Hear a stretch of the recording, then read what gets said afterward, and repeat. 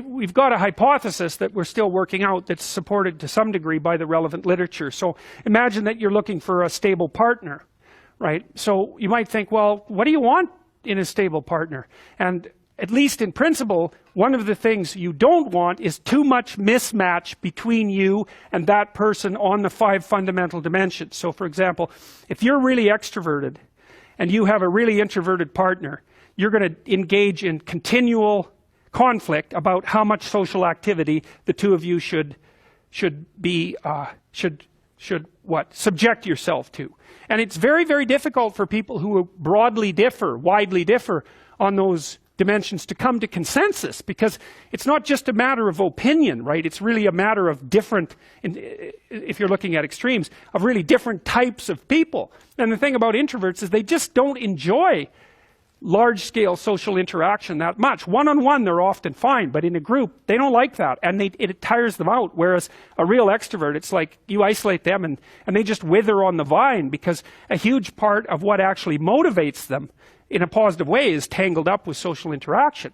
And so, if you're an agreeable person and you have a particularly disagreeable partner, you're also going to run into problems, because the agreeable person will say whatever you want, whenever, and the disagreeable person will say, well, I'd like to know what the hell you want for a change, and be much more harsh and much more demanding in the situation. And the agreeable person is going to find the disagreeable person harsh and unpleasant, and the disagreeable person is going to find the agreeable person wishy-washy and unable to stand up for themselves. And again, that's actually one of the primary sources of tension between men and women, because women tend to be higher in agreeableness than men. It's about half a standard deviation, which is quite a large difference by psychological standards.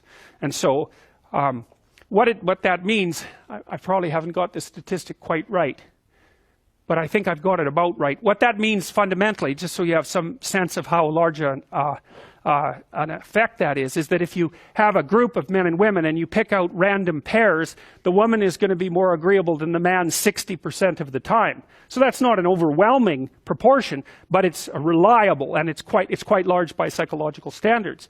So there's the problem with agreeableness. With conscientiousness, well, if you're conscientious, you're industrious and orderly. And orderly people seem to be sensitive to disgust, which is something we'll talk about in detail later. We've had a hard time specifying exactly what makes industrious people industrious, because it's hard to come up with an animal model for that sort of thing, and there's no theoretical model. But our latest idea is that, it's not my idea, it's actually the idea of my graduate student, Christine Brophy, is that industrious people find it unpleasant and unsettling to not be doing something. So it isn't so much that industriousness makes them happy or fills them with positive emotion. That would be more extroversion, right? Because extroversion is the positive emotion dimension. It's that industrious people can't stand sitting around doing nothing. And, this is speculation, but, human beings are obviously always engaged in the exchange of labor, especially the reciprocal exchange of labor. And you can imagine that in a community where everyone knows everyone, the people who work hard are going to be pretty irritated on a fairly chronic basis with the people who are completely unproductive. And my suspicions are that plenty of people who were completely unproductive in the history of the evolution of our species were wiped out by people who were unhappy with their lack of productivity. And so I think, generally speaking, human beings have this sense of ethical obligation with regards to one another to share labor. And people who are conscientious really, really feel that. So they feel bad if they're not busily working on something that's productive all the time.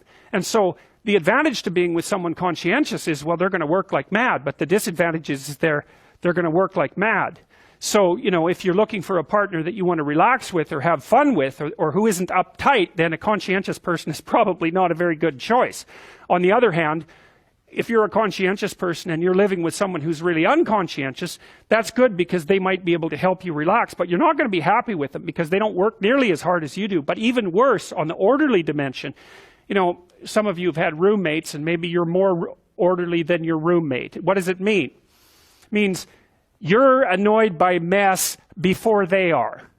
And you don't have to be annoyed by mess much before your less orderly roommate for you to be the one that's always running around picking things up. And so actually, one of the things that's emerged from the psychometric analysis is that women are slightly more orderly than men. And I suspect that has something to do with the, what would you call it, inequitable distribution of housework. Because even if imagine that your proclivity is to be triggered by disorder 25 seconds before your partner's. Well, you're going to end up, it doesn't take much difference for you to be the one that's always concerned about the mess first. So anyways, and so if you're a really orderly person and you live with a disorderly person, well, good luck getting along with them. They're going to regard you as like uptight and over concerned with details and unwilling to relax, that's for sure. And they're going to regard you as, well, just a bloody mess. And how can anyone possibly live with someone like you? And so another reason why it's useful to understand your personality is because I think it gives you a better crack at finding someone that you can actually live with over the long run. And we don't know what the optimal, I don't think you want to live with someone who's exactly like you, because then both of you have the same strengths and weaknesses. And there's a bit of a problem there, right? Because maybe an agreeable person can use a bit of a disagreeable person around them to balance each other out, and vice versa, right? So we don't understand the optimal balance for long-term thriving in a relationship, but I think we do understand the fact that if you're too different in your traits, that where you're different is going to constitute a chronic source of conflict.